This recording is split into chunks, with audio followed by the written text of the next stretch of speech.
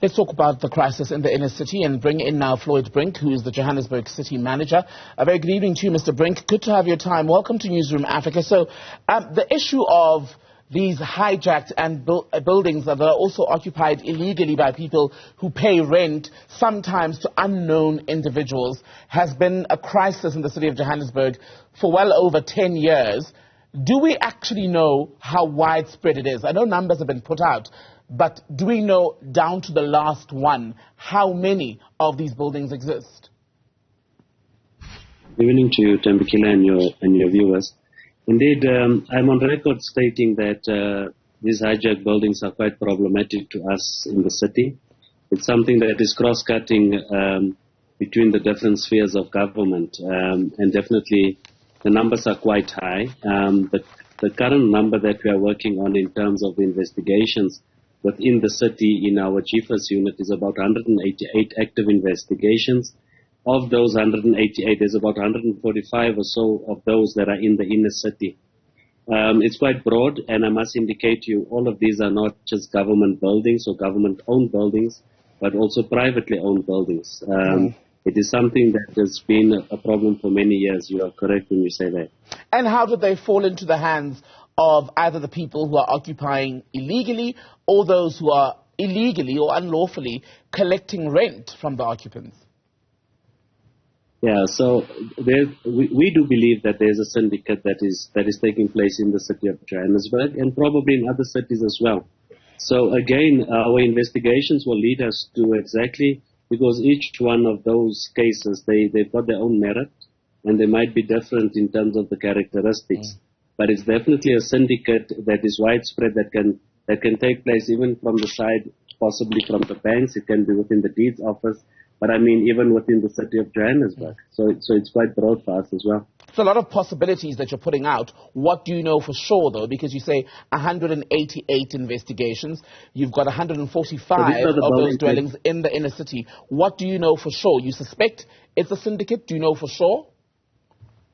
It's definitely a syndicate that is at play, and you would have heard also MMC for Public Safety is quite clear in his approach, but usually it's a bit difficult for me to express an opinion specifically to the media if we are not 100% sure about certain things. But the ones that we do have within that 188, these are the ones that we are now investigating, and once some of these results are available, we should be able to share with you on those ones. But what is critical for you to note is that we started with the evacuation program within the city, inner city in particular, and we started to win those particular court cases. We won 9 already, rulings in our favor, and there's 2 pending. So we've done our homework in terms of the legalities in order for us to be able to evacuate.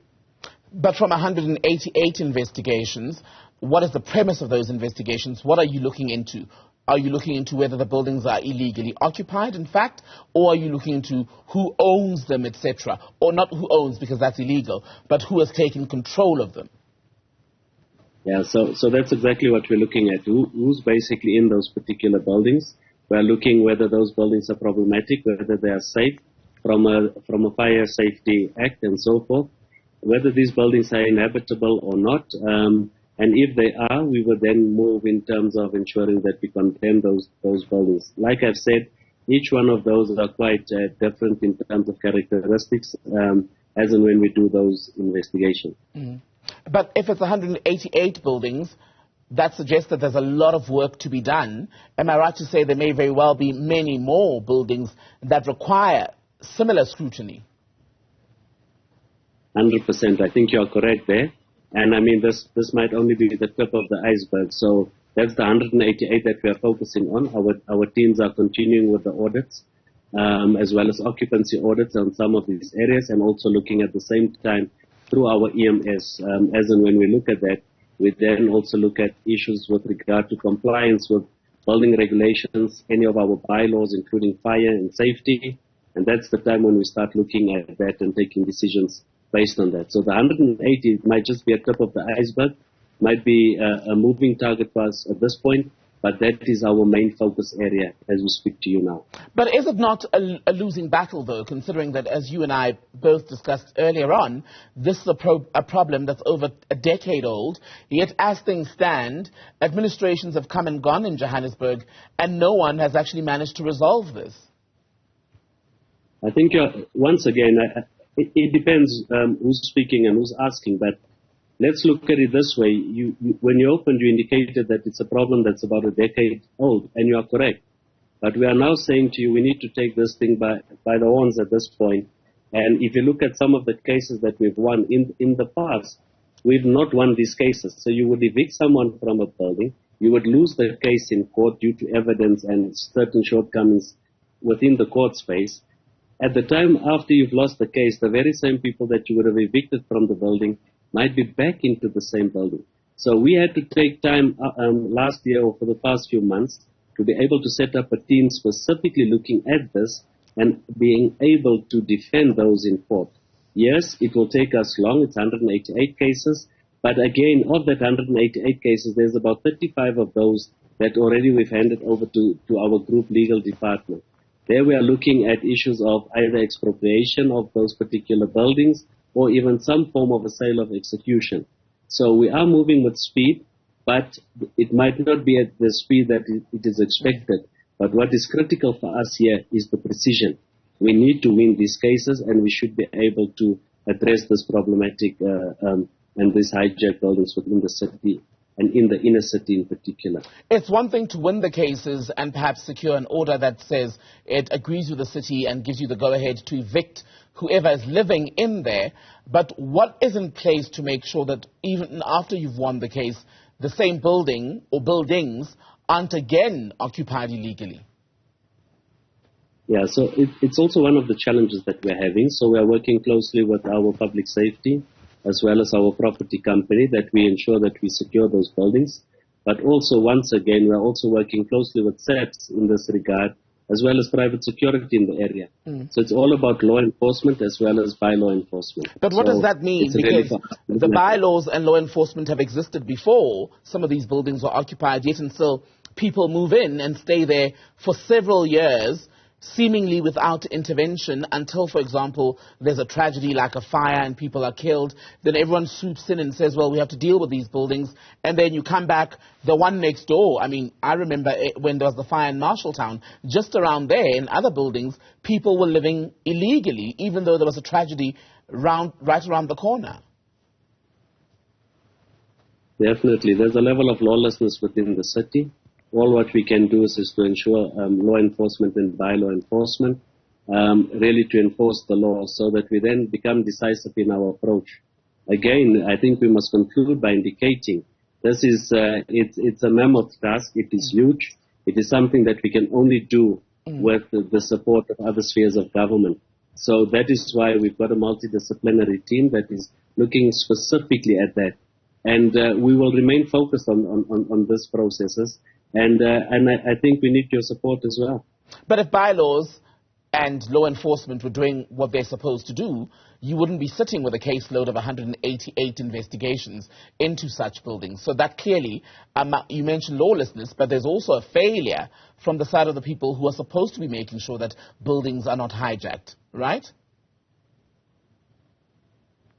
Once again, look, it's a 50-50 because if you look at some of these buildings, like I've indicated to you, they are also privately owned. And if it's a privately owned building, I mean that responsibility of keeping that particular building safe in terms of safeguarding that building, it's also the role and the responsibility of the private owner or the landlord.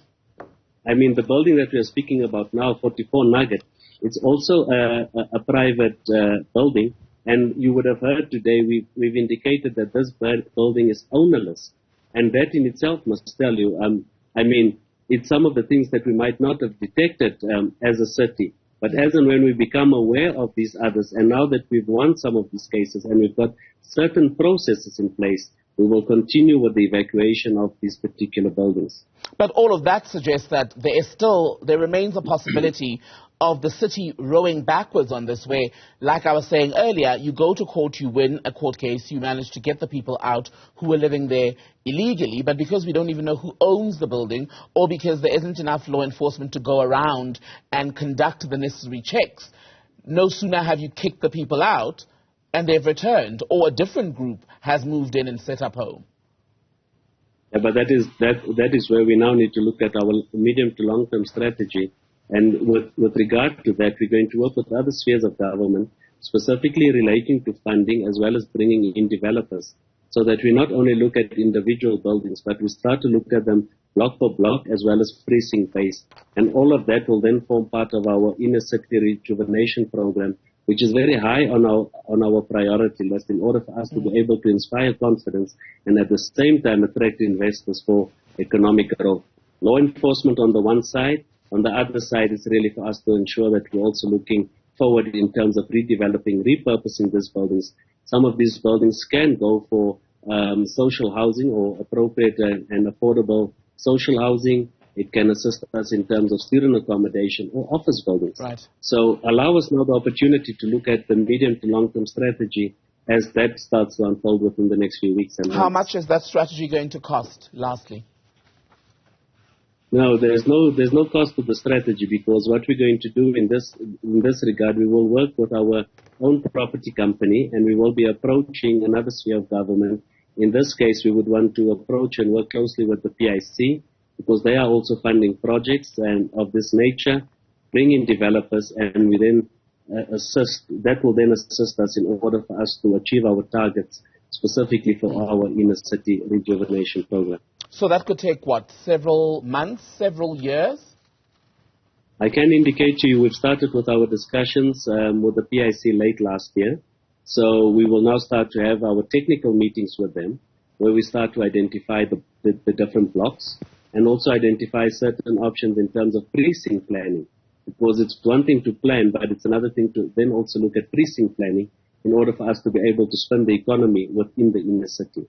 Floyd Brink, Johannesburg City Manager. Good to speak to you, sir. Thank you for your time tonight.